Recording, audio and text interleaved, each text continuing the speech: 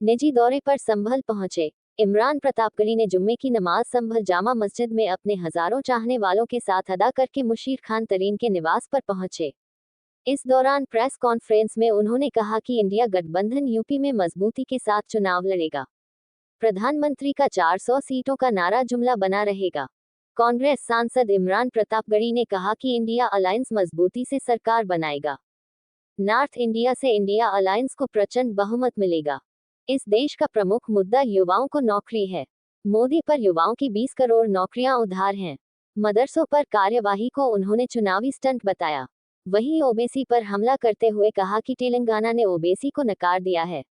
उन्होंने मायावती के इंडिया गठबंधन में शामिल होने की चर्चा के सवाल पर कहा कि इंडिया गठबंधन अपनी पूरी रणनीति जमीन पर उतरने के लिए काम कर रहा है।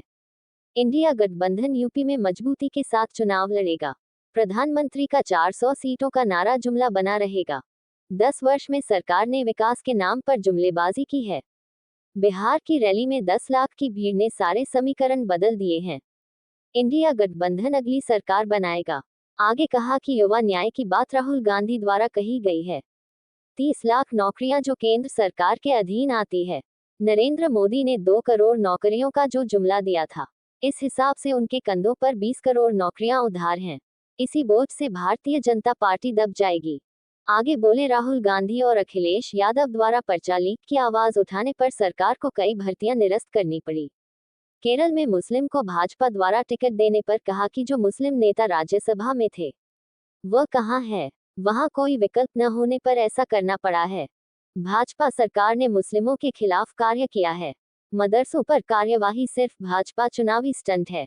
चुनावी बॉन्ड मामले में एसबीआई को अवमानना का नोटिस जारी होने पर कहा कि उच्चतम न्यायालय को एसबीआई से पूछना चाहिए। वह सरकार जो लोगों के कागज चेक करती रहती है, जब उसके चुनावी चंदे के बारे में जानकारी चाहिए गई तो एसबीआई इस तरह बहाना बना रही है।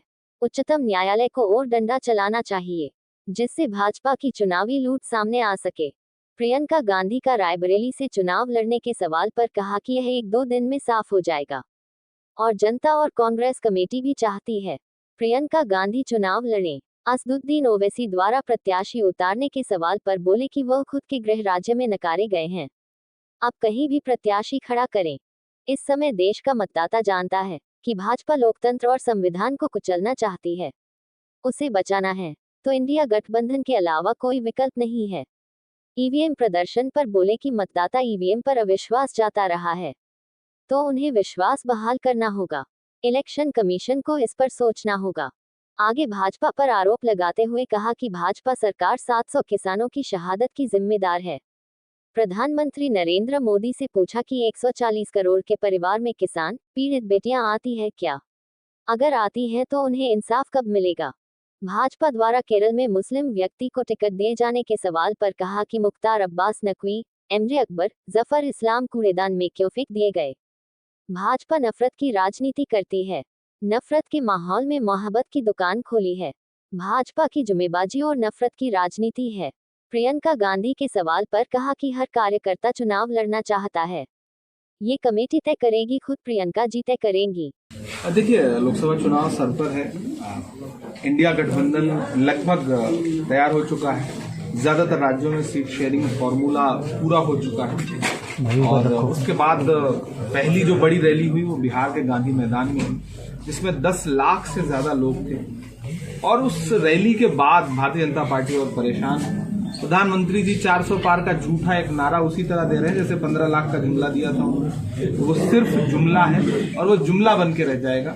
भाजपा डरी हुई है, जानती है कि इस बार उसका आंतरिक सर्वे बता रहा है, इंटरनल सर्वे बता रहा है कि भाजपा की सरकार नहीं बन रही है, किसी भी कीमत पर बहुमत से बहुत दूर है। इसीलिए प्रधानमंत्री जी इवेंट के जरिए एक नैरेटिव बिल्ड करना चाहते हैं, लेकिन वो बिल्ड नहीं हो पा रहा है। नैरेटिव टूट गया है।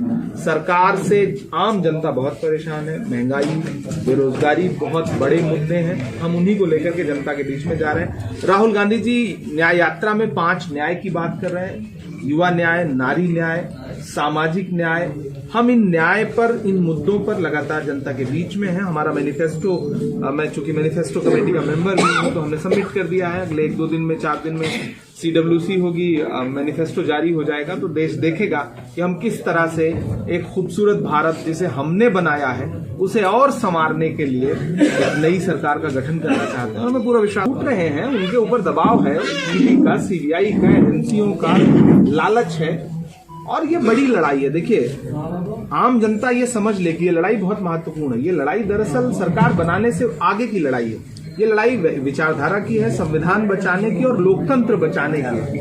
अगर आप चाहते हैं कि डॉक्टर बाबा साहब भीमराव अम्बेडकर का बनाया हुआ संविधान, पंडित जवाहरलाल नेहरू, मौलाना आजाद, महात्मा गांधी के सपनों का भारत बचे, लोकतंत्र बचे, संविधान बचे, तो फिर आपको इंडिया गठबंधन की सरकार बनानी पड़ेगी। वरना इस सरकार के न तो इरादे अच्छे हैं, न मंसूबे अच्छे हैं। ये सरकार आम जनता की सरकार नहीं है, उद्योगपतियों की सरकार है। तो जो टूट रहे हैं, जो डर रहे हैं, हमें उनसे कोई शिकायत नहीं। वो जाएं, इस बड़ी लड़ाई में वही चलेगा जो मजबूत होगा।